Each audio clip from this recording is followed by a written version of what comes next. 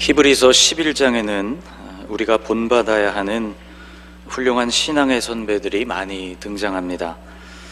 이들의 공통점이라면 모두가 믿음으로 살았다는 것, 또 그렇게 사는 것이 쉬웠기 때문은 결코 아니었다는 것, 그런데도 믿음을 선택했다는 것이죠. 같은 본문에 등장하는 이들에게는 이런 공통점뿐만 아니라 차이점도 있습니다. 선택한 믿음의 내용은 같았지만 생의 결말이 모두에게 같지는 않았다는 그런 차이점입니다.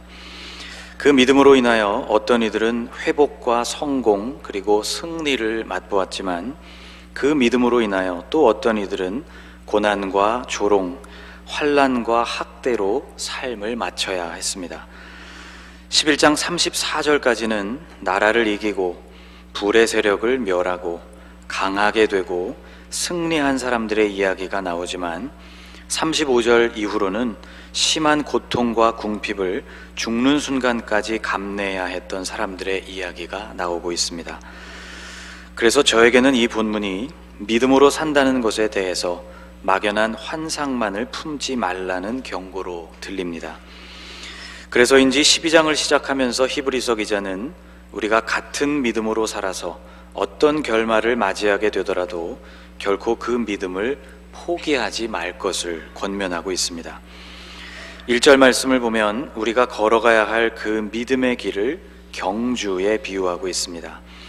이러므로 우리에게 구름같이 둘러싼 허다한 증인들이 있으니 모든 무거운 것과 얽매이기 쉬운 죄를 벗어버리고 인내로써 우리 앞에 당한 경주를 하며, 그러니까 11장에서 수많은 믿음의 선배들을 말한 까닭이 같은 경주를 하고 있는 이들에게 앞으로 닥칠 일들을 미리 알려줌으로써 이 말씀을 읽는 이들 역시 그 경주를 끝까지 잘 달리도록 하기 위함이었던 것입니다. 구름같이 둘러싼 많은 증인들이 믿음으로 살았다. 그렇게 산 결과가 모두가 기대하는 승리와 성공으로 끝나는 경우도 있었고 그저 지독한 고생과 환난으로 끝나는 경우도 있었지만 믿음으로 삶을 마감했다는 점에서 이들은 모두 승리자들이다. 그러니 성도여, 당신도 이 믿음의 경주를 포기하지 말라. 이렇게 권면하고 있는 것입니다. 오늘 여러분과 저도 이 경주를 하고 있습니다. 경주는 만만치가 않습니다. 1절 말씀을 보면 이 경주에서 우리를 힘들게 하는 것들이 등장하는데 우선 무거운 것이라는 표현이 나옵니다. 경주를 하는 사람은 몸을 최대한 가볍게 합니다. 100m 달리기를 하는 선수이든 마라톤을 하는 선수이든 경주자의 몸에 걸치고 있는 것이 무엇이든지 그것은 장애물이 됩니다. 까미노 데 산티아고라 불리우는 순례길이 있습니다. 우리말로 번역하면 산티아고로 가는 길 정도가 될 텐데 프랑스 남부의 한 도시에서 출발해서 스페인의 산티아고까지 이어지는 총 800km에 달하는 순례길입니다. 800km면 서울에서 부산을 왕복하는 정도의 거리가 됩니다. 걸어서 간다면 평균 한 달이 소요되는 그런 순례길이죠. 중간중간 큰 산맥들을 넘어야 하기도 해서 많은 시간이 소요되는 길입니다. 사도 야고보와 관련이 있는 길이라서 신자들도 많이 걷는 길이고 최근에는 관광 명소가 되어서 일반인들도 많이 찾고 있습니다. 언젠가 걸어보고 싶은 마음이 있는데 아직 기회를 얻지 못해서 대신 이 길을 앞서 걸었던 사람들의 이야기를 꽤 수집해 보았습니다. 걷는 계절이 다르고 걷는 속도가 다르고 그 길을 걷는 목적이 모두 달라서 10명이면 10명 모두의 이야기가 다르고 또 새롭습니다. 그런데 이렇게 다르지만 누구나 공통적으로 경험하는 일이 있습니다.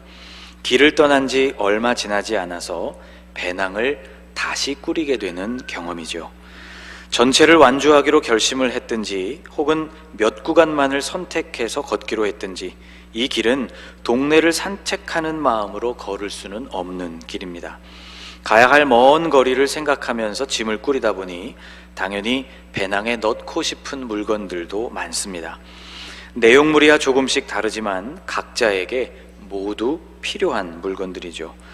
배낭의 용량이 제한되어 있었기 때문에 고민에 고민을 거듭하면서 배낭을 꾸리게 됩니다. 그리고 드디어 출발하게 되는데 웬걸 걷기를 시작한 지 몇 시간도 지나지 않아서 배낭이 어깨를 짓누르기 시작하고 등이 아파서 도저히 걸을 수 없는 지경이 되는 것이죠. 저는 산티아고 길을 걸은 적은 없지만 무거운 배낭이 얼마나 괴로운지는 잘 알고 있습니다. 보병 부대에서 군생활 내내 많이 걸어본 탓이죠. 걸으면 걸을수록 배낭의 어깨끈이 마치 칼처럼 살을 파고드는 것처럼 느껴져서 배낭끈이 혹 잘못된 것은 아닐까 만져보게 되는 일이 아주 많았습니다. 산티아고를 걷기 시작한 사람들은 그래서 첫날 일정을 마치고는 울며 겨자 먹기로 배낭을 정리하게 됩니다. 숙소 침대 위에 배낭 안에 들어있던 물건들을 죄다 꺼내놓고 다시 냉정하게 우선순위를 정하게 되는 것이죠. 나름 꼭 필요하다고 생각해서 세심하게 준비한 것들이지만 배낭이 아직도 무거우니 우선순위에서 밀려난 물건들은 이제 필요한 사람들에게 나누어 주거나 그것도 아니라면 눈물을 머금고 버려야만 합니다. 이렇게 몇 차례 배낭을 정리하고 나서야 비로소 걷는 일에 집중할 수 있게 된다는 것이죠. 우리가 걷고 있는 믿음의 길에서도 우리를 무겁게 하는 것들이 있습니다. 그 중에는 절대로 버릴 수 없는 필수적인 무거움도 있지만 의외로 내가 챙겨 넣은 불필요한 무거움도 많습니다. 믿음의 순례길을 걷고 있는 우리의 배낭 안에 별로 중요하지도 않으면서 우리를 무겁게만 하는 것들이 무엇인지 여러분 발견하게 되는 은혜가 있기를 축복합니다. 이 경주에서 우리를 방해하는 것은 이런 무거움뿐만이 아닙니다. 히브리서 기자는 또 다른 방해물인 얽매이기 쉬운 죄를 언급했습니다. 본문을 잘 보면 얽매는 이라고 표현하지 않고 얽매이기 쉬운 이라고 표현하고 있는 것이 참 인상적입니다. 얽매이면 앞으로 나아가기가 당연히 어려운데 이렇게 얽매이는 일이 의외로 쉽게 일어난다는 의미이죠. 헬라어 성경에서는 이 단어를 유페리스타토스라는 말로 사용하고 있습니다. 이 말은 페리, 전치사로 무엇에 관하여, 잘, 히스템이 고정된 상태를 뜻하는 합성어입니다. 어딘가에 고착된 상태, 그래서 앞으로 나아가기가 어려운 상태를 뜻하는데 그것이 아주 쉽게 그리고 자주 일어난다는 의미가 되는 것이죠. 평지에서는 잘 달릴 수 있지만 여러분 물속에서 달려보려고 할 때 쉽지가 않습니다. 물의 저항 때문에 제대로 속도가 나지 않기 때문이죠. 달리는 곳이 갯벌이라면 더욱 힘듭니다.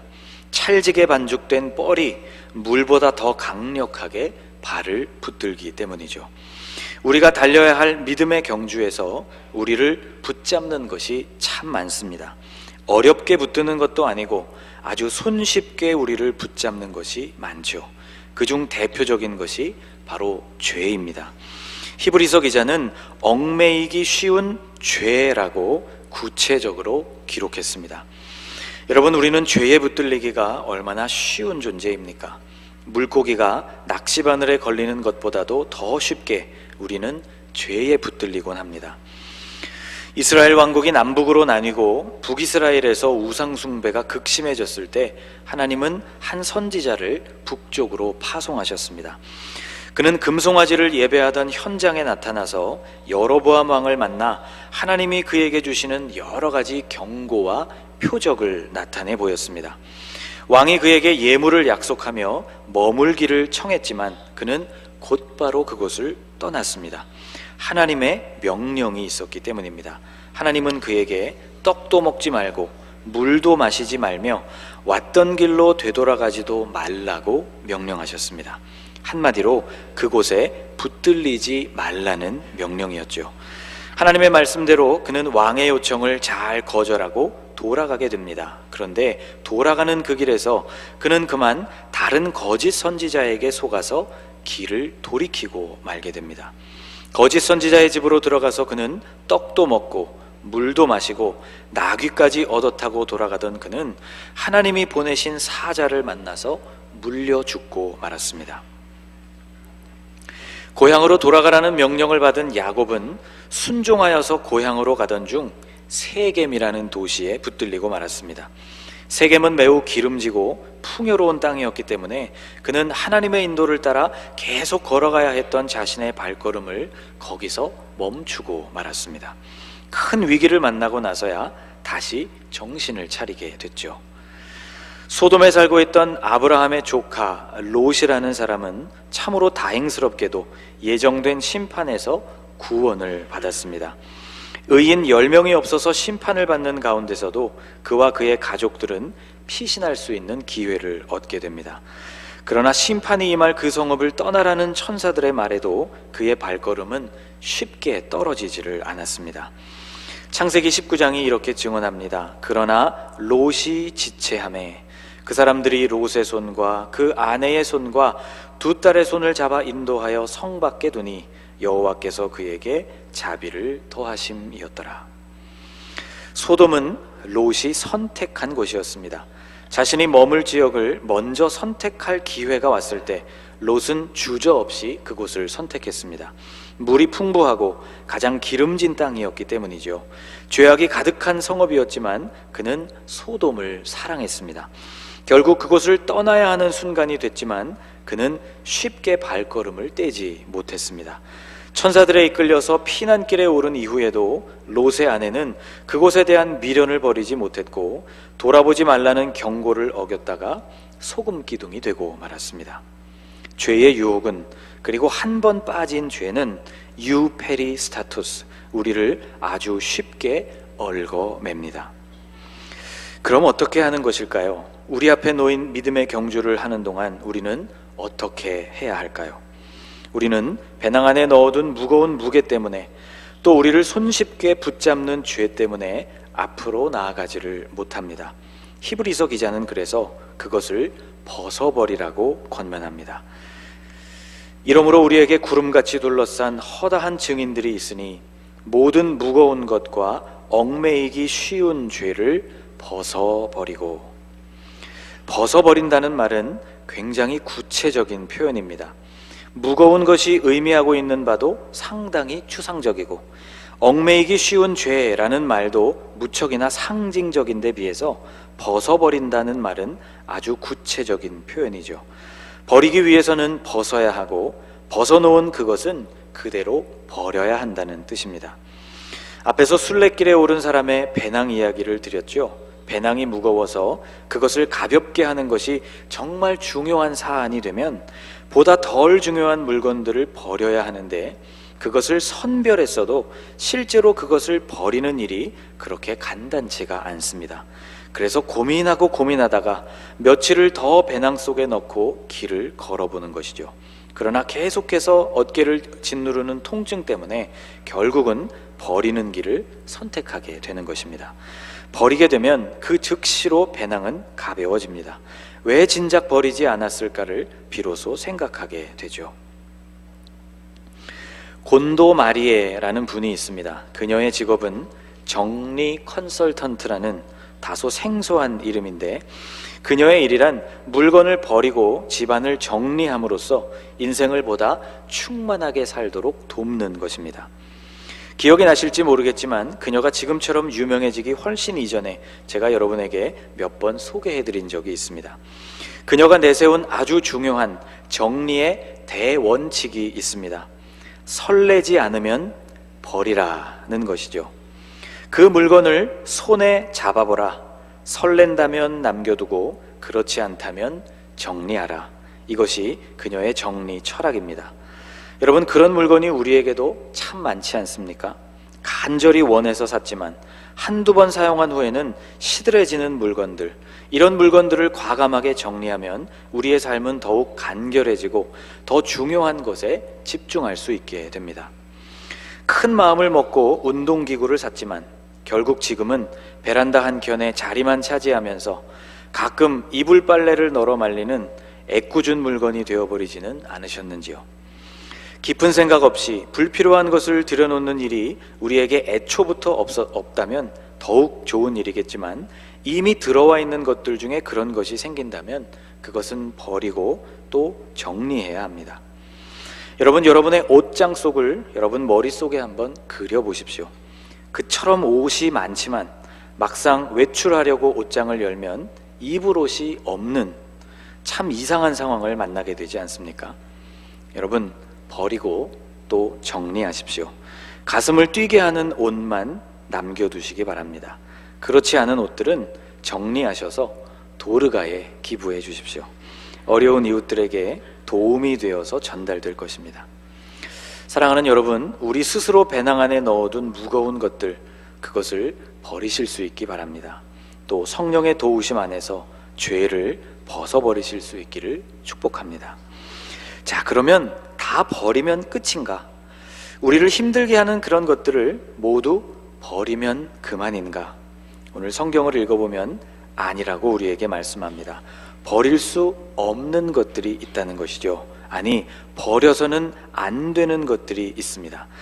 1절에는 버릴 것도 나오고 버려서는 안 될 것도 나옵니다. 버려서는 안 될 그것을 본문에서는 인내라고 표현했습니다. 이러므로 우리에게 구름같이 둘러싼 허다한 증인들이 있으니 모든 무거운 것과 얽매이기 쉬운 죄를 벗어버리고 인내로서 우리 앞에 당한 경주를 하며, 인내, 곧 버리지 않고 참고 견뎌야 하는 것도 있다는 말씀이죠. 자, 버릴 것들은 살펴보았고, 그러면 무엇을 참아야 하나? 우리가 참아야 할 것이 2절 이하에 나옵니다. 우선 우리는 십자가를 참아야 합니다. 2절에서 예수님의 참으심을 이렇게 언급하고 있습니다. 그는 그 앞에 있는 기쁨을 위하여 십자가를 참으사 부끄러움을 개의치 아니하시더니 하나님 보좌 우편에 앉으셨느니라. 예수님의 삶은 부산스럽지 않았습니다. 그분의 삶은 대단히 단순하고 명료했습니다. 그분은 제자들을 보낼 때에도 두 벌 옷을 가지지 못하게 하셨습니다.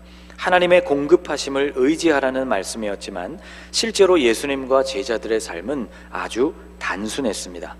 주님은 핵심적인 것 외에는 모두 버리셨습니다.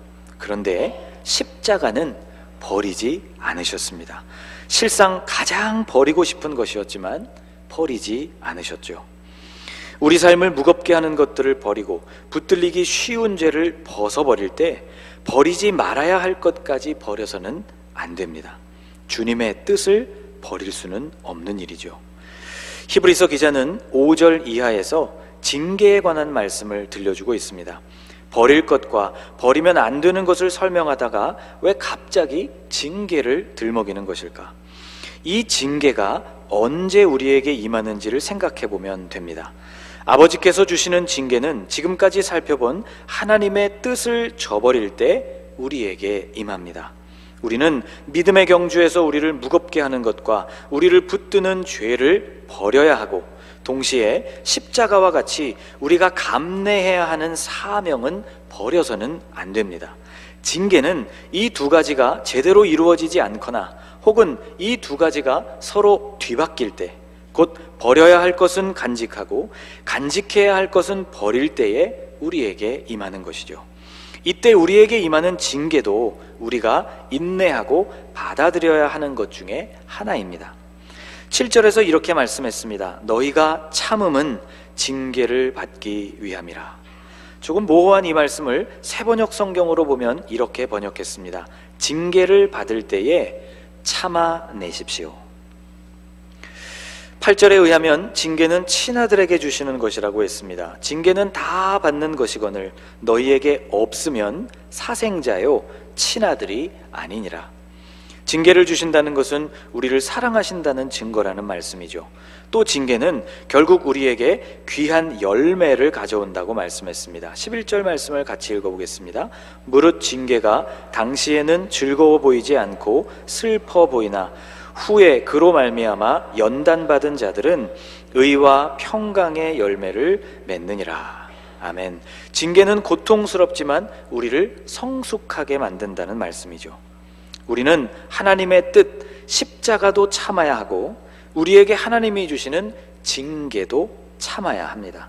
이것이 우리 앞에 당한 경주, 곧 믿음의 경주를 하는 요령입니다. 오늘 본문 2절에서 예수를 바라보자고 말씀하고 있죠. 믿음의 주요 또 온전하게 하시는 이인 예수를 바라보자. 여기 사용된 바라보다라는 말은 헬라어 아포라오라는 단어인데, 이 단어는 신약 성경에서 딱 한 번, 바로 오늘 본문에서 사용된 단어입니다.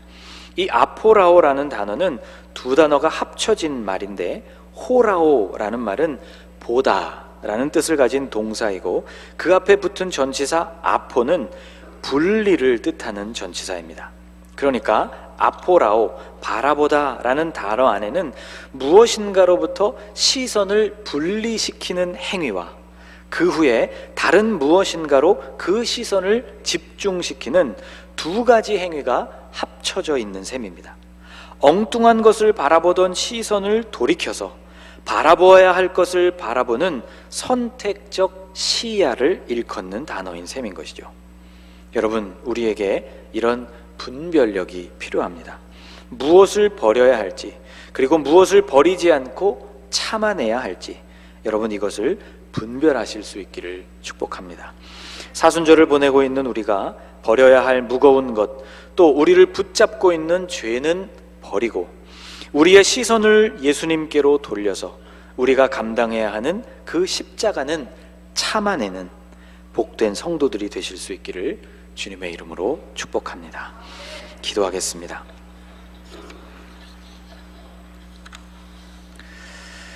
주님, 우리 스스로 챙겨 넣어서 믿음의 경주를 힘들게 만드는 무거운 것들이 있습니다.